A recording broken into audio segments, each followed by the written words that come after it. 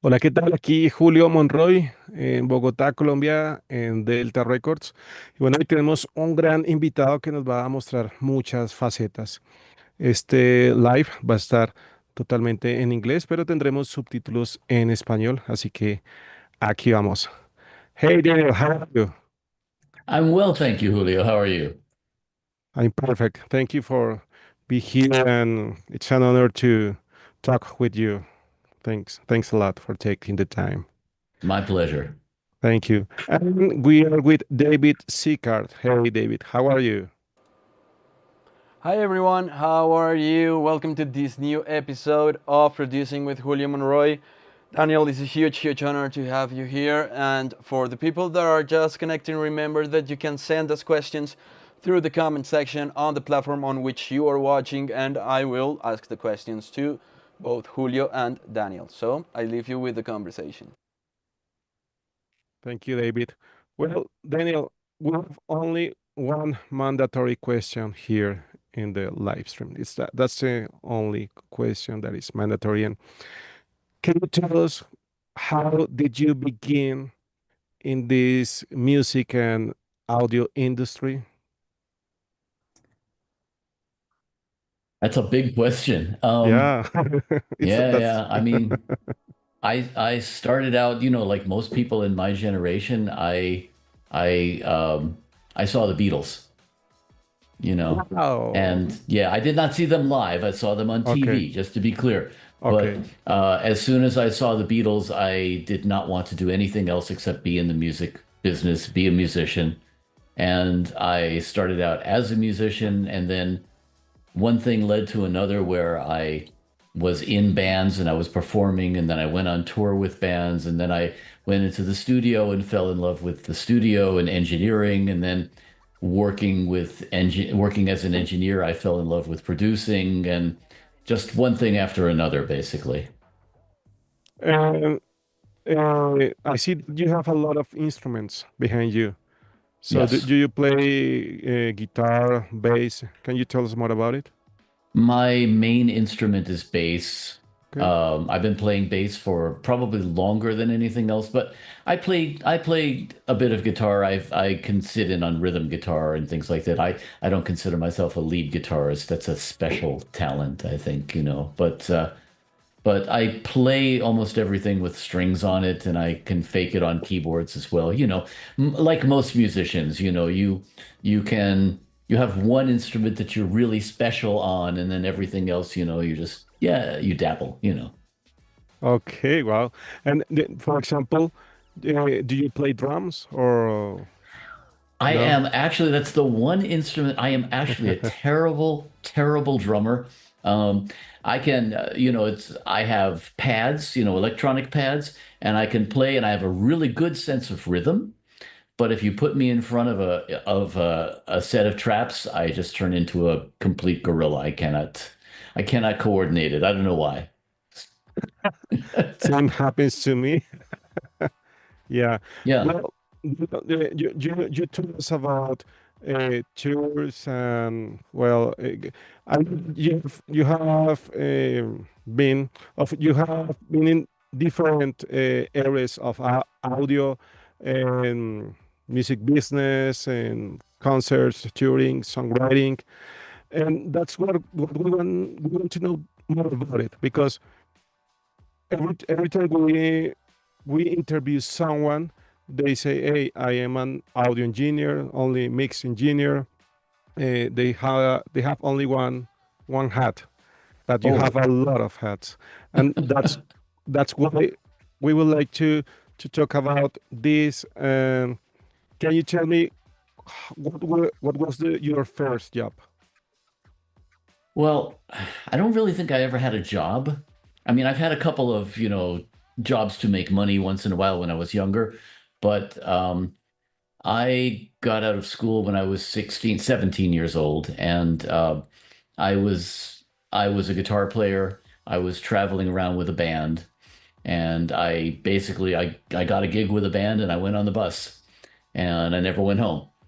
I I played in a touring band, and then I started doing some live sound as well for that band and other bands. And then um, I started working as a songwriter after that. And I moved to LA in the 1980s and started pitching my songs. And at the same time, I got a job at a very big studio, Cherokee Studios. And they hired me as a tech because I knew just enough technical stuff to be dangerous. And while I was there, of course, I started second engineering and watching, because it was such a big studio, a lot of very, very wonderful producers came through there. And I got to look over the shoulders of people like Phil Ramone and Peter Asher and Don Was. Um, and so I learned a lot about what producers did. And I would say that I am this kind of person who has, I call it a short attention span, because when I master something, then I want to move on and do something else. And I get bored easily because I do a lot of different things. And so I I wanted to learn how to be an engineer. I learned to be an engineer, and then I wanted to work with artists and bands. And so I learned to, I was doing a lot of arranging and everything, and I learned a lot about what a producer does. And then in the early 90s, I got signed to a production deal with BMG in Germany. And so I moved from Los Angeles to Hamburg, and I lived in Hamburg for a little bit over 6 years, working with German rock bands and German hip hop artists, a completely different scene, which was wonderful. And I also, on the other side, I'm very technical. So we were beta testing for Steinberg during those years in my studio.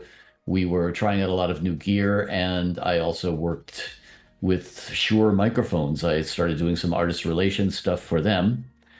And I spent most of the 90s actually in Germany and traveling all through Europe doing artist relations work for Shure, going to the Montreux Jazz Festival and working with MTV in the UK. And so I was really doing a lot of different things, and that's been sort of a theme with me. I'm never doing one thing because I just have too much in my head. I do a lot of different things, and I like to be busy and doing a lot of different projects. And so I worked with Shure, and I did production work for BMG until I guess around almost 1999, and then my wife and I returned to the US. I worked for a couple of years for a company called Tascam. Wow. Um, yeah, I was a product manager. We were working on creating the first control surfaces Wow. for audio workstations for DAWs, and I did that for a couple of years, and then I will admit I got bored, and and it was good timing because they were downsizing, and so I left that work, and somebody asked me, can you write an article for us for electronic musician? And I said, yeah, sure. Uh-huh. And so I wrote an article for that for them, and that turned into several hundred articles.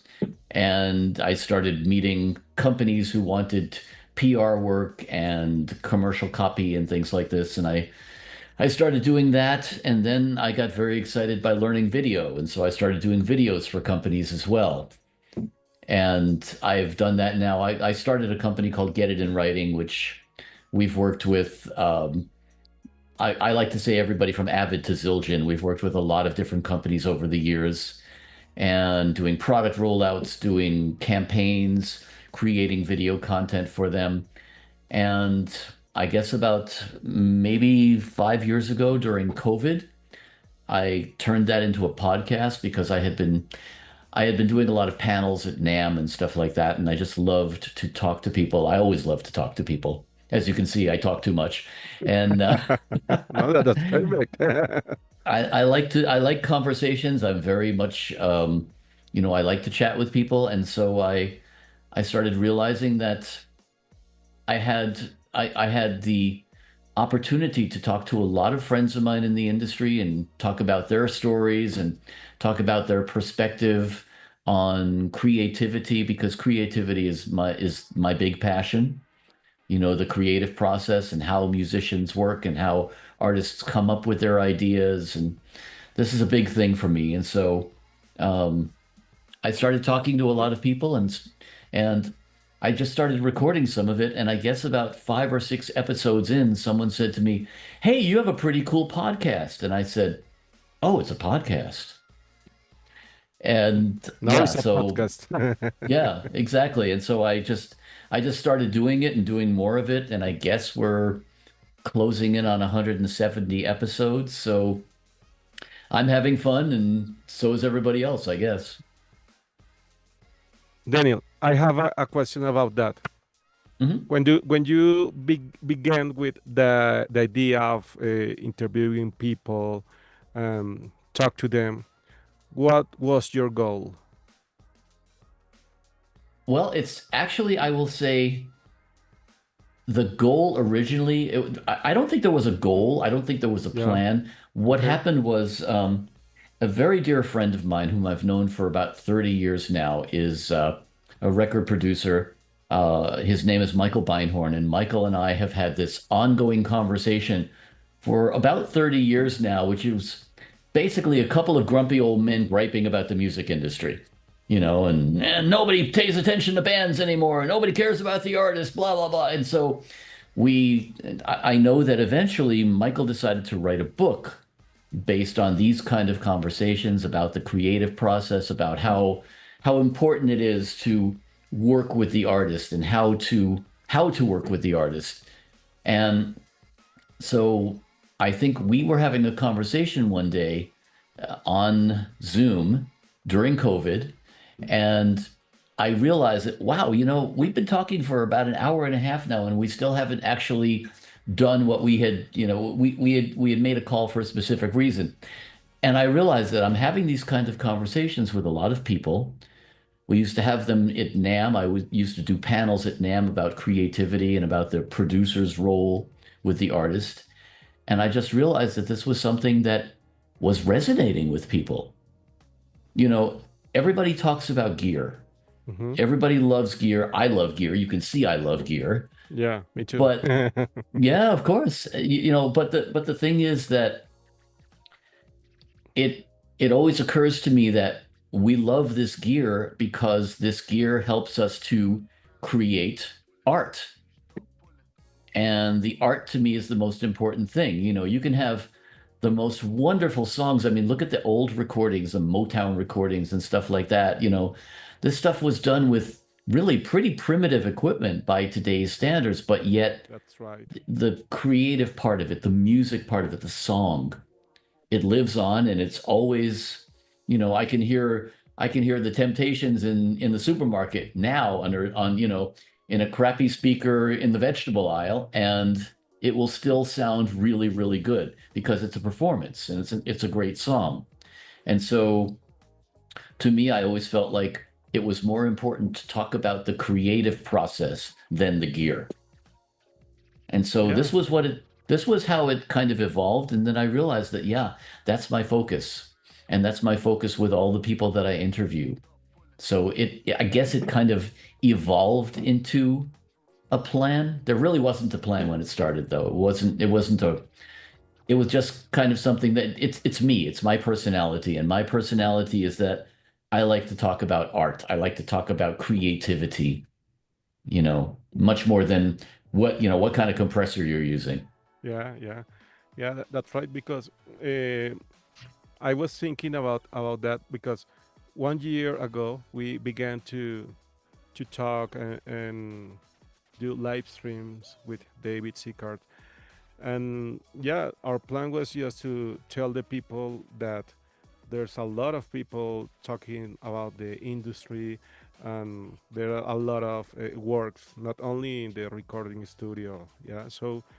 Uh, I like the idea that you didn't have a plan. It was like you begin to talk with people, and then now you have 150 episodes. Did you say I that? think almost 170 now. Yeah. Yeah. And And uh, Go on. Sorry. Talking about that, I'm really curious about your creative process. For example, because there are some times on which we creators actually get stuck with our ideas. And one of the strategies that actually use is to sit down and start doing it. Like that's the formula. That's what helps me. How do you organize your creative ideas, and how you actually get inspired?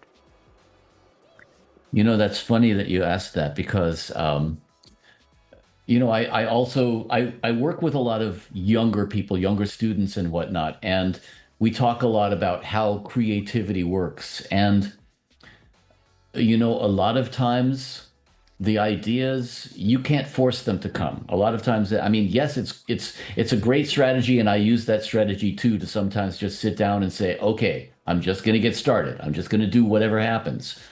At the same time, I think a lot of times the ideas they almost come out of nowhere, and it's funny, I refer a lot to Rick Rubin wrote this great book recently, Yeah. and in his introduction to the book, he talks about how, and this is something that I've believed for a long time, that there's almost a creative unconscious, almost like a shared kind of I mean, it sounds really, it sounds a little bit crazy, but a lot of times the ideas they just come almost out of nowhere. Have you ever like written a song and then thought to yourself, "Wow, did I write that? Where did it come from?" And a lot of times I think it has to do with just the fact that we are sort of a channel for these ideas. The ideas are out there, and one of the things that Rick Rubin says in his book is he talks about how if you work on an idea for a long, long time and it doesn't really happen, and then maybe a month or two later somebody else comes up with the same idea and and does a song about it or whatever it is, it's not that that person stole your idea, it's that you were not the conduit for that idea at that time. Wow. And I think a lot of times for me, I find that, for example, I'll go out for a walk and I come back and, or I'll wake up or I'll be in the shower, Yeah. and all of a sudden something pops into your head. Where does it come from? I don't know. But, there are as many different ways to get that process started as you can possibly think of. Sometimes one thing works, sometimes another, sometimes something that works for you doesn't work for someone else. It's a very mysterious thing, I think. But I've studied a lot of the great creative minds, people like Leonardo da Vinci and Beethoven and a lot of these people, they have said the same thing, the ideas just come from almost another plane. Yeah. Well, I was wondering because we talk a lot about with David about that, Hmm. and I was wondering, David, what do you think about that? Well, it's fantastic. What you're saying is fantastic. I think it's so great, and it makes me excited a lot because I love this subject a lot, especially the relationship between the mind and the work of art. It's something that really interests us a lot, and we have come to this conclusion that the relationship with an art piece comes in many levels, both the creation of the piece and the consumption of the piece. So, for example, there is this type of art called liminal art, and the liminal art is actually taking familiar things but make them look different or sound different. For example, like a mall at night. You're Yeah. not used to seeing an empty mall, and that Hmm. connects with your subconscious on a whole different level. And for example, there are some times on which I just go to sleep, and for example, I created this song called Stardust, and I actually remembered dreaming about the chorus of the song, and I woke up and I did the song. So it makes a lot of sense what you're doing, and I think that the relationship with us and the art happens at many levels, especially taking into account life experience as well. Oh yeah, absolutely. I mean, I think it's funny. There is an interesting fable. It's a parable, actually.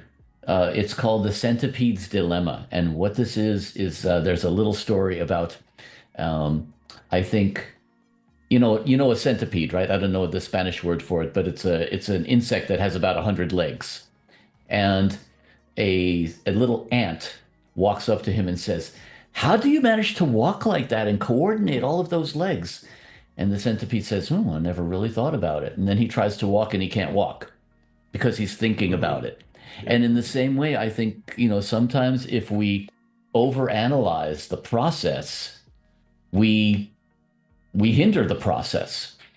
I think sometimes it's a matter of just being able to let go and being able to not really think too much about how it's going to happen, because a lot of times when we overthink it, we put up our own walls.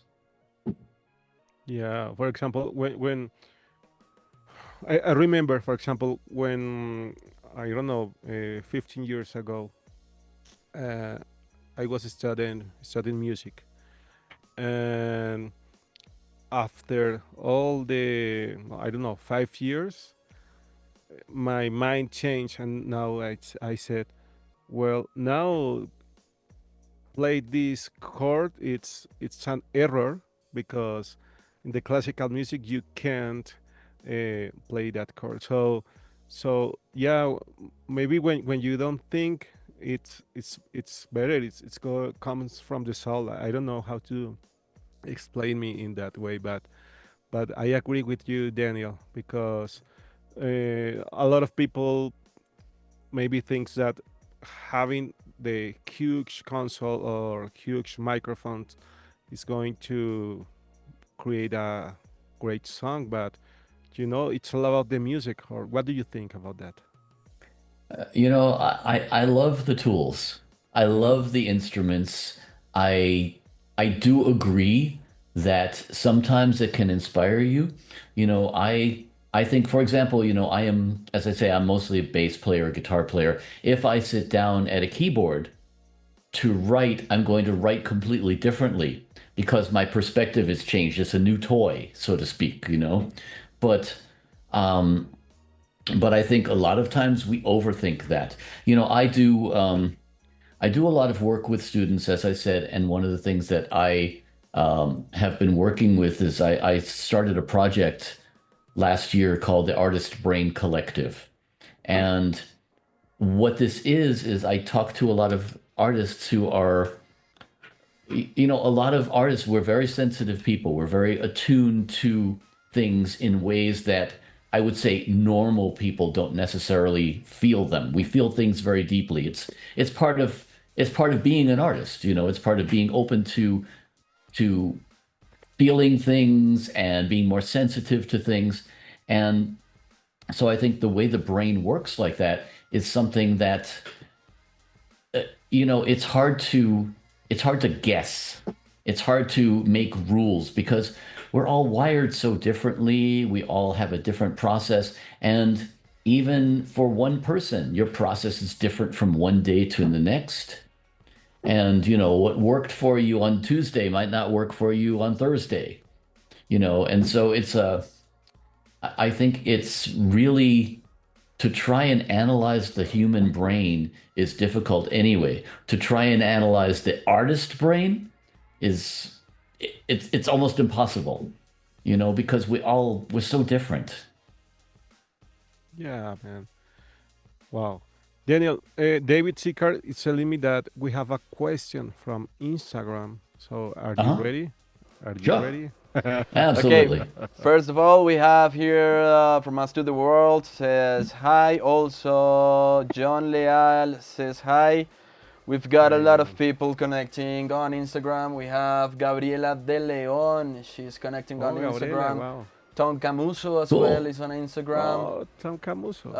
We All right. have a lot of people. Gerardo Sonido Pros is excellent.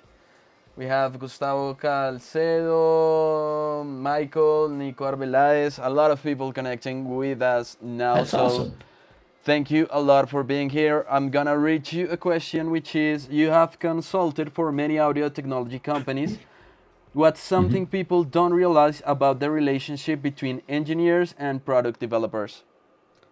Oh, that's a great question. Yeah. Yeah. That's very funny because one of the things that really for me was a very big revelation was, you know, I worked as a product developer, and a lot of times when you're working in companies like that, it's a lot of engineers, and engineers are really good at coming up with ideas, but it's really important to have people who are using the products every day in the course of their work because they're going to give you feedback that you never thought of. And that's why, we did a project many years ago. Avid was first coming out with their live sound console. And, Avid was known for Pro Tools, Yeah. Digidesign. That was all about the studio. Yeah. And the response from almost everybody when you talk to them was, "No, I'm not going to trust a company like that with live sound because live sound is much different. It's much more immediate. If something goes wrong, you can't wait and reset your computer and stuff like this." And we went out and we reached out to a lot of live sound engineers who agreed to try things out. And hats off to people like Robert Scoville and Pab Boothroyd, people who really stepped up and they put the stuff through its paces, and they did so in a way that a person in an office would never think of. They would run into different situations and they would have really, really great feedback. So it's hugely important to have those people who have an understanding of it. It's the same way when Tascam gave me my project to refine control surfaces and work with all the different audio workstations. This is something that I had a lot of experience with as a studio engineer. I understood mixing, I understood what you would want to have in a control surface. And this is really important to be able to have that familiarity with the product is just absolutely indispensable. Oh, yeah. And Daniel, I have another question for you, Mm. talking about that. Well, how has the role of the audio engineer evolved in the last 10 years for you with the new technology? It's the creative process has changed a lot. Yeah. And there's good and there's bad. Mm-hmm. I think it is, one of the things when I came up in the industry, of course, we were analog, we were working with tape, Yeah. and you really had to, in certain ways, you had to work to capture a performance. And there were many times when, the 24 track machine didn't spin up fast enough and something technically went wrong, or you can't recall the mix exactly like you had it when it was perfect yesterday because things would constantly be changed. And now we have the consistency factor, we have recall, we have the ability to have unlimited tracks, and that's wonderful, but it's funny. I'm trying to remember who pointed this out to me, but recently someone said, it's easier now to capture a performance, but it's also easier to give a mediocre performance because, now you have, when I had 24 tracks to work with, if I had a full band, I would probably have maybe 4 or 5 tracks for vocals at the Yeah. end of a recording. Mm-hmm. And if I had to do background vocals too, that meant, the singer maybe had 2 tracks, 3 tracks, if we're really lucky, to cut a lead vocal. And because of that, I think everybody had to really bring their A game. They had to really be on top of it and really, you come into the studio going, okay, we're going to really nail this. And now I think because we have unlimited tracks, we have the ability to cut and paste. I love the stuff that I love seeing somebody who's really, really brilliant at being able to splice a track down and, combine 18 vocal tracks into something. But Yeah. you don't have that consistency anymore. And in certain ways, the artist doesn't have to try as hard. Yeah. They You only know, need to have maybe time for all the takes and Yeah. And then to get back to your question about the role of the engineer, So the engineer is doing a lot more editing and a lot Yeah, more comping tracks, and things like that. And, in certain ways, it's great because you can get something closer to perfect, quote unquote. hmm, Um, but on the other hand, I don't know that it's a continuous performance. I remember talking to my friend Ed Stasium once about one of his early projects was Gladys Knight singing Midnight Train to Georgia. okay. And he said, she came into the studio, she recorded the whole thing, the whole vocal in one take. And then she called him up a week later and said, I want to replace one line. And that's it. So if you listen to that record, there's one line that was overdubbed, and the rest of it is all one continuous performance. And I said to him, well, which line is he doesn't even remember, And so I think it's a different concept to be able to bring a performance like that. And that's the difference, is that now we are in certain ways recreating a live performance, whereas years ago it was more of capturing a live performance. It doesn't mean that one is better than the other. It's every song is different, every production is different, but it is different. Yeah. Well, yeah, I was thinking, I have a student, he Mhm. comes here and I give him mixing classes, and he only has the Pro Tools intro. And he said yesterday, but Pro Tools intro, it's only, no, intro, no, artist. Pro Tools artist only has 32 tracks. And I was thinking, wow, imagine that in the Beatles, yeah, Yeah. in the age of the Beatles, that would be like, wow, 32 tracks. So I don't know if maybe, I don't know, the new generations are thinking that they have to have like 200 tracks to create a, a song, or I don't know. It's difficult to think about that because, for example, there are songs that are only piano and voice, and they are great. But what do you think about that? The new generations, the new technology, new stuff.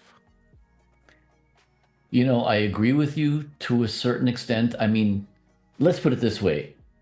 Every new technology advance brings with it a new opportunity to create something new. Mm-hmm. If you think about, for example, drum machines. Yeah. When the drum machines first came out, Mm-hmm. everybody said, "Oh my God, it's going to replace drummers, and drummers are going to lose their jobs." And then people figured out how to do a different type of music with it. Whatever you want to call it, disco, EDM. There's all these different genres, but these different genres are based around electronic instruments, and so you have a different style of music because of that. Now, it depends. A lot depends on what you like. But to me, I think I am about the performance, I'm about the song. And so, most of the artists that I have worked with over the years, they're singer-songwriter type artists. They're artists who I care about the song more than I care about the sounds of being perfect. And I understand that all types of music are valid. I have worked in a lot of different genres of music. You can't do hip hop with well, you can do hip hop with a real drummer, but it's different. Yeah. Part of hip hop, part of EDM, is the constant beat. It's the perfection in that sense. And for me personally, what I like is more organic, I would say.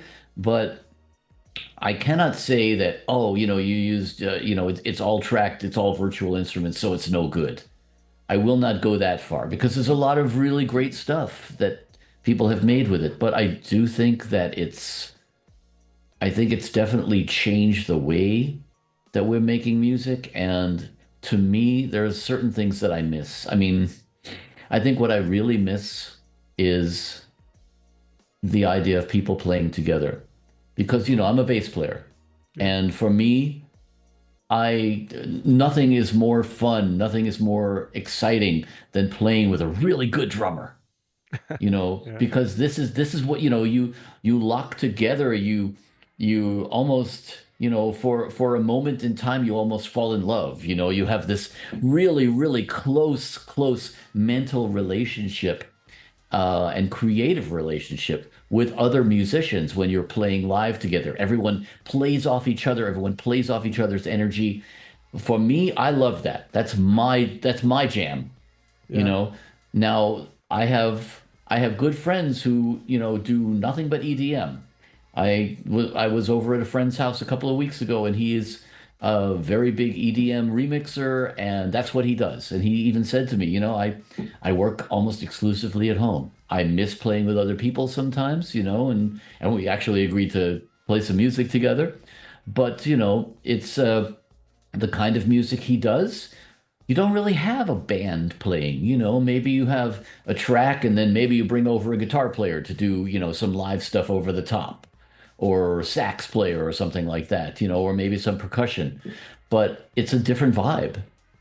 So, you have to treat them as different things. Yeah, and then, for example, there are a lot of new projects that they only exist in the records, but Yeah. there are no bands. And Yeah. yeah, Yeah. I like to go to concerts. I Yeah, do too. And it's, one of the things that was disappointing to me was to learn that a lot of concerts now are tracks. yeah, I mean, I went to a concert, I mean, I usually, when I'm going to concerts, not always, but a lot of times when I'm going to a concert, I know the front of house guy. And so I will sit and talk wow, to the front of house person for a while, or I'll talk to the monitor engineer. But usually I know a lot of front of house people, and therefore I know a lot of, like, for example, someone will say to me, "Oh yeah, her backing tracks, her vocal tracks are, on Pro Tools or something like that." And I understand this because the audience wants to hear the record. But, it makes me a little bit sad that, if the audience wants to hear the record, why can't we have the band be good enough to do a live version of the record? And it doesn't have to be perfect. I want to hear the extra energy of yeah, that live performance. That's why I go to see a band, yeah, Otherwise I can stay home, put on the record. yeah, very loud. Yeah, exactly. Just, turn up the track, and, but I do think that there's a certain magic to musicians playing together, and that is something that it just can't be replaced.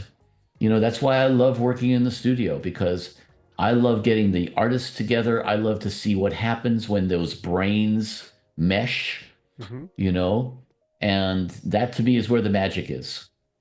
That's why I got into music. Yeah, that's a great answer. Thank you, Daniel. David is telling me that there's a question from the community. Bring it on. We have another question. This question says, "You've interviewed many big names. What's a conversation that really changed the way you think about your own work?" Oh, wow. I don't think I could pull up just one. There have been so many. Um, I mean, it's funny to me because I I don't think that I realized how many people I I knew that I knew a lot of people. I mean, I've been in the business for a long time, but one of the really wonderful things about doing this podcast for me has been that not only that I get to talk to a lot of people, but that I get to talk to them on a different level. It's one thing to meet somebody for lunch and just talk about how your kids are or something like that, or, yeah, did you see this show or whatever? But, I can talk about creativity, and almost everyone has some really, really great story. Um, One of the things that I realized after doing the show for a little while was that a lot of times people don't want to watch an hour-long interview. They just want to hear a little soundbite of something. And so I started distilling these little sound bites. My show is called Insights and Sound, and I started creating these little things that I call smart asks. And they're, 30 or 40 or 50 seconds long. It's not very much, but it's just a little, I would say a little gem that I pick out and I say, oh yeah, this was something that really, really resonated with me. And there are so many of them. And now I've been doing these workshops, these artist brain collective workshops, and I take a lot of those clips because so many of these people have just one particular thing that they said that just, if you're talking about creativity, if you're talking about something about mental health like imposter syndrome, or if you're talking about procrastination or anxiety or any of those things, I got a quote for that. So and so on my other episode said this about it, and it's so great because I could not possibly pick out one particular interview because every single person that I've talked to has said something somewhere along the conversation that makes me go, ooh, that's good. And it's been so wonderful for me because I feel like I've learned so much from so many of my colleagues by being able to have these kind of conversations with them. It's so great. I agree with you, Daniel. And you said the word that we wanted to hear from you. Tell us more about the imposter syndrome. Yeah, Yeah. please. What is that? Oh, well, okay. So the root of imposter syndrome is basically anxiety. It's an anxiety of not being good enough. And I think, a lot of that comes from the fact that well, first of all, we're artists. And so because we're artists, we're always afraid that people are going to say, oh, your stuff's not that great because, we never think it's great, right? But the other thing about artists is that we learn a lot on our own. We learn a lot by watching, by doing. I'm a self-taught musician. I never took music lessons. I still don't know how to read music. Well, I know how to read music, but if you know that old joke about, how do you get a guitar player to turn down? You put sheet music in front of him. That's me. So, I'm just, I, I'm, I am very much improvisational. I learned almost everything I know by watching other people. I learned to play bass by watching other bass players. I learned to engineer by watching other engineers. I learned about being a producer from watching other producers. And the thing about this is that if you teach yourself everything, then in certain ways you're learning in a vacuum and you don't know if you've got it right. So, because of that, you're always worried that somebody's going to come along and say, you have no idea what you're doing. And this Yeah. is it's a very, very common thing. And then, we compare ourselves with other people, and especially now with social media, Yeah. you can see somebody's Instagram feed. And what are you looking at? You're looking at the great vacation they had and the cool concert they went to and the great stuff they're doing in the studio right now and all of this. And that's great. But what you're seeing a curated version of their lives. You're not seeing the whole thing. You're not seeing the crappy mood that they woke up in Yeah. yesterday, or you know, if you're a touring musician, one of the things I remember the most about being on tour with a band is you have about 90 minutes where you're on stage and it's really great and it's exciting and you're feeding off that energy. So that means that you have 22 and a half hours left in the day where you're bored out of your mind. You're sitting around, you're sitting on a bus, you're sitting in a hotel room. Yeah. You're not really having a wonderful time, and you have a lot of time to think about, oh, my life, and you just get depressed, and a lot of people do. Yeah. And I think it's not really it's not realistic, but we compare ourselves to everybody else. We compare ourselves trajectory instead of our own. Hmm. And so we're always tending to say, I'm not good enough. I'm not as good as this person.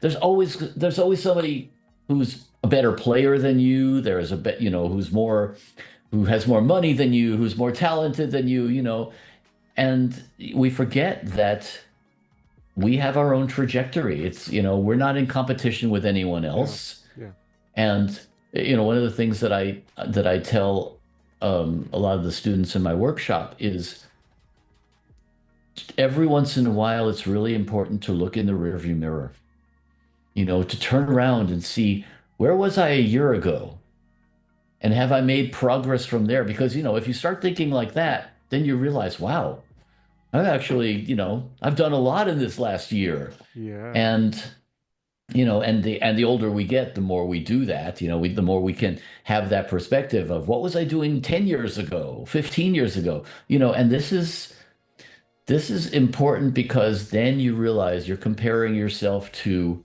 where you were, you're looking at the progress that you've made, and that's the only thing that matters.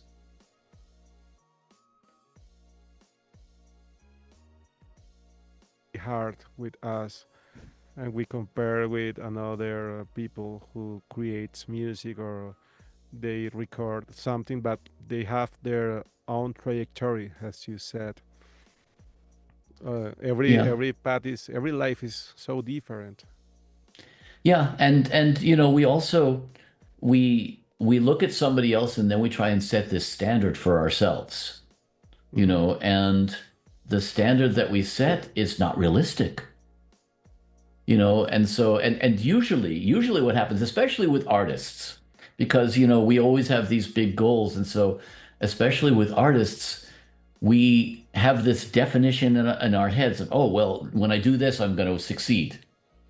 And who's defining the success? Because we're always coming up with a success that's, maybe one step ahead of where we can actually go. So, we don't do ourselves any favors in that way. Yeah, yeah, that's true. And Daniel, I was watching again your musical instruments, and what is your favorite music genre? Oh, that's that's another very, very difficult one. Yeah, I know. I like I like I like to listen to, certain artists who, singer-songwriter types, people. I listen to the lyrics. I'm very big on the lyrics, um, so I really I like rock music. I like but at the same time, I mean, I love classical music. I love jazz. Um, I like I like almost everything. I will admit I have kind of a hard sell with opera. I'm not as much of an appreciator as opera as I could be, I guess, but I love almost all forms of music, and I have actually gone out of my way to work with artists that are outside of my comfort zone. When I lived in Germany, I had some one of the first records that we did was with a band that was it was the 90s and they were sort of a Seattle sound kind of grunge band. And then after that, the label kept sending me this same kind of bands. And after the third project like that, I thought, oh, I'm gonna get stuck in a pigeonhole if I keep doing this. And so I started going out to the clubs and finding other bands, and I would find artists who worked in a completely different genre. Like, I found a progressive rock band. I found a British folk singer. I found, I intentionally went to find other kinds of music because I feel like it's important to stretch yourself and push yourself in other directions. Otherwise, you get bored. As I said earlier, I'm easily bored. Yeah, yeah, I have seen it, Daniel. And yeah, well, uh, David, what do you think about that? What is your favorite musical genre? It depends. I think that every music style has a function, and for example, where I'm feeling like really melancholic or something, I like listening to piano songs, for example, or when I need Hmm. to hype myself up to, I know I'm gonna have a hard day and it's a lot of work, so I listen a lot of metal. So I think it depends. Music Yep. has different functions. For example, I'm not gonna listen to Memphis My Fire with my friends and maybe That's not something that happens here. But I love Memphis May Fire. It's actually one of my favorite bands. So it depends. Yeah, and I think you're right. I mean, um, I'm the first one to say, I mean, I love to go out. I just went out recently and I saw AC/DC, you know, Wow. and I love AC/DC. I mean, that's music that, it's timeless, man. It's totally Yeah. timeless, Yeah, it's amazing. But, at the same time, I mean, I could also go and listen to a piano concerto, you know, or I can go listen to, Dave Grusin records or something like that, it really depends on your mood. I think of it as like if you have a wine rack, one day, with this meal, you might have a red wine because it goes nice, and a different day you might have a white wine because whatever it is. I mean, it's an occasional kind of a thing, This is part of, I think, also of being an artist because we have very, very diverse tastes. Yeah, yeah. Have That's you what's been in Latin important. America?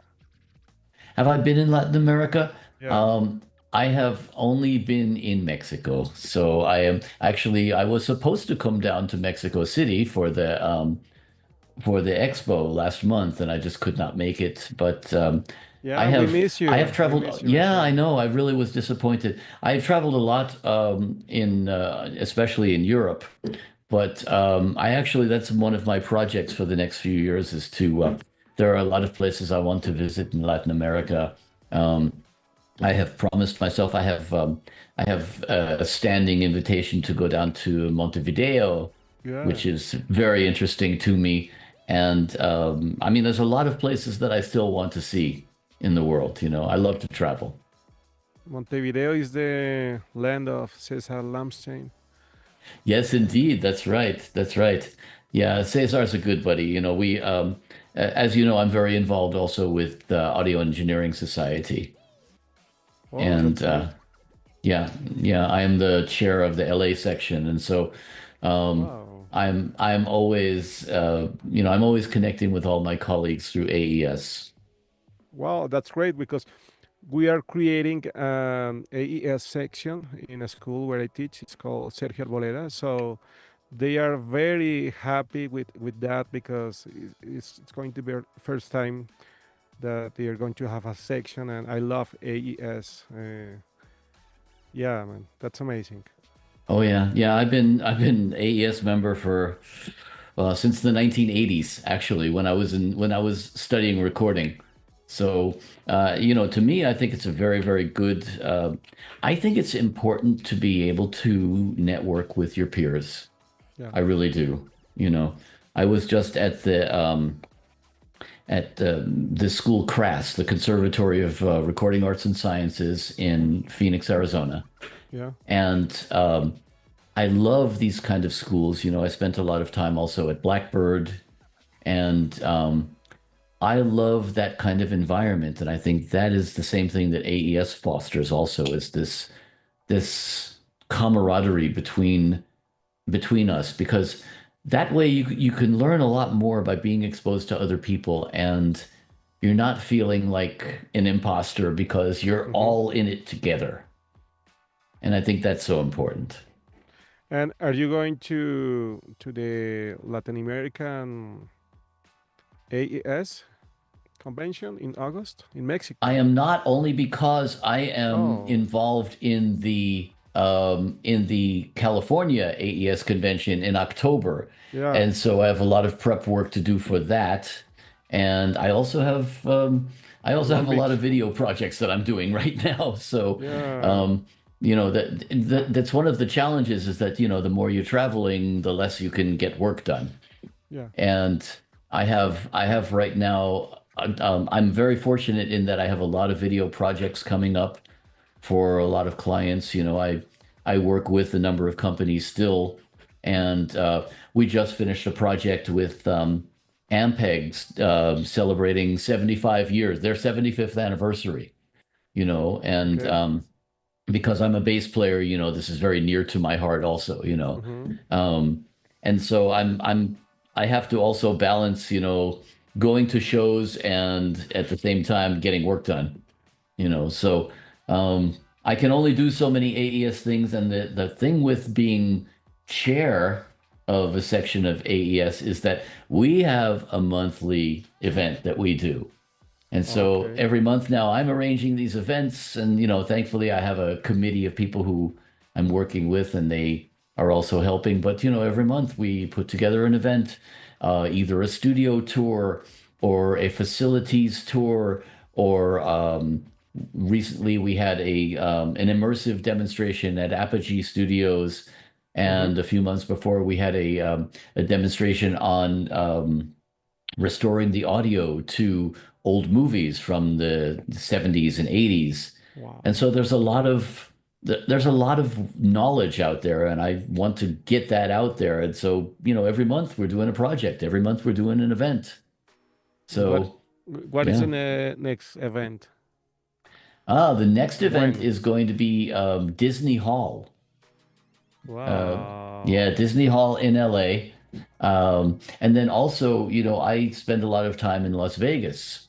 Mm-hmm. And so I'm also doing events in Las Vegas. We had the NAB show Yeah, in Las yeah. Vegas. And so I put together two events. There's a wonderful recording studio in Las Vegas called The Hideout, Okay. and it's managed by our old friend Zoe Thrall, who used to be over at the Palms and before that at the Power Station. And it's owned by a producer named Kevin Churko. It's a wonderful four-room facility. So we did a studio tour of that, and we also did a tour of the AV infrastructure at a new, very large hotel here called Resorts World. Mm-hmm. And so we're trying to do a lot of different kinds of events so that it's not just another recording studio. I mean, I love Yeah. recording studios, but there's more to audio than just recording studios. Yeah, yeah. That's right. Well, a lot of work, a lot of work. Yeah, Well, David has like two things to say to us. cool. David Sicard. That's right. Remember that you will be able to find this episode on a podcast version on all streaming platforms. You just go to your favorite platform and search for Produciendo con Julio Monroy. You should be able to find this episode and all past episodes as well. On the other hand, we have just opened our Discord server, so if you want to join and talk with us about audio, about plugins, about mixing, if you want to share your stuff, what you do, what you create, please go ahead and go to our Discord server. We're really, really happy to have you there and talk everything about audio. You can scan this QR that the subtitles are right now. You Perfect. should be able to see it over Yeah, there. So yeah, that's the yeah. QR. Thank you, David. Well, Daniel, we are running out of time, but we have the last question. Mhm. And well, base it in your experience, in all the things that you have lived. What would be an advice? What could be a good advice to the new audio generations, new producers? What will you say to that new people who are studying on they're going to become like a professional in this area? That's interesting. I ask that question of Really? my interviewers a lot, and I get a lot of interesting answers. And there's so many good answers, but I would say don't be afraid. Don't be afraid to jump in. You know, I think my whole career has been based on saying yes, and Mhm. either I don't know how to do it, or maybe I don't know as much as I think I know, but I always find out. I always figure it out. And that's, if you want to go back to the idea of imposter syndrome, I always say that the original idea behind imposter syndrome is that you have this fear that I don't know what I'm doing and people are going to find out. And I think if you have confidence in your ability, you can flip that. And instead you can say, I don't know what I'm doing, but I'm going to find out. Yeah. And so, yeah, don't be afraid to say yes, jump in, and, there will always be people to help you. So, Don't be afraid. Thank yeah, you. Thank you, Daniel. It has been a pleasure and honor to have you here in our live stream. Thanks a lot. Well, I hope that we can meet in October in Long Beach. It would be great. absolutely. And thank you so much for having me, Julio. It's been a pleasure. Thank you. Thank you, David, for all your hard work, my friend. Yes, thank you, David. We don't hear you. My pleasure. Mm. Thank you a lot for taking this time with us. It's been a huge honor. It's amazing that you talk a lot about psychology, and that I think that's amazing, and that's such an important part for us creators to know about these subjects, or at least talk about these subjects. It's really important, and we should talk about this more. We do not Yeah. I talk agree about with this you. enough. So, well, thank you, Julio, for creating these amazing spaces, and thank you for all the people that have connected and asked questions and say hi. We still have a lot of people on Instagram, so, well, thanks a lot. And I leave you with Julio now. Thank you.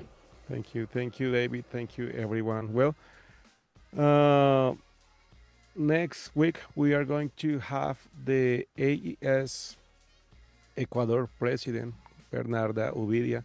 She's going to talk us about all the news and all about the event that is going to happen at the end of May, the AES Ecuador in Quito. So stay tuned. Bye bye.